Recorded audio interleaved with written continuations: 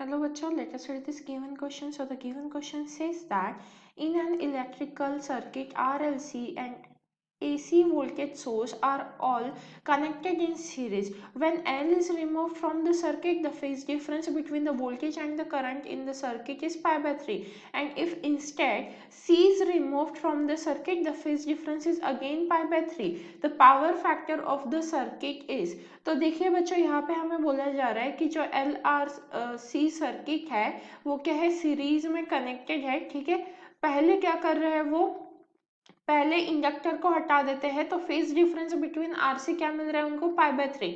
फिर उन्होंने सी को हटा के एल आर को साथ में रखा, तो भी फेज डिफरेंस क्या मिल रहा है, पाई बाय 3 मिल रहा है। तो अब वो हमें phase difference of the circuit पूछ रहे हैं, तो चलिए कैलकुलेट करते हैं। देखो पहले क्या करेंगे, आरसी के लिए, मतलब जब इंडक्टर नहीं था, तो ये आरसी के लिए हमारे पास फेज डिफरेंस कितना है, पाई बाय 3 है, right.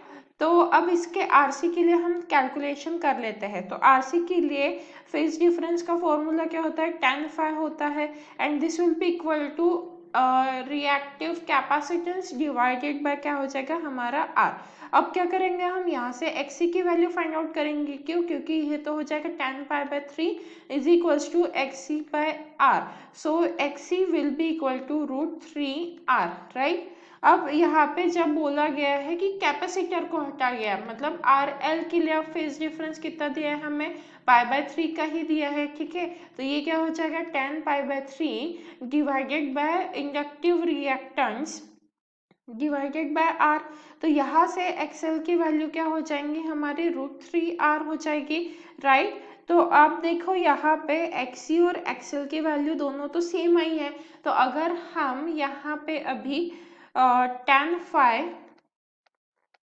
Is equals to XL minus XC, ये किसके लिए निकाल रहे हैं हम, सर्किट के लिए निकाल रहे हैं, ये फॉर्मूला लगा दे तो यहाँ पे क्या आ जाएगा हमारा, tan phi is equals to XL की वैल्यू क्या है, √3R, माइनस XC की वैल्यू क्या है, √3R है, एंड डिवाइडेड बाय R हो जाएगा। तो यहाँ पे देखिए tan phi is equals to क्या आ गया हमारा, 0 आ गया है, राइट। ये R कॉमन निकल के कट हो गया और √3 माइनस √3 0 हो गया।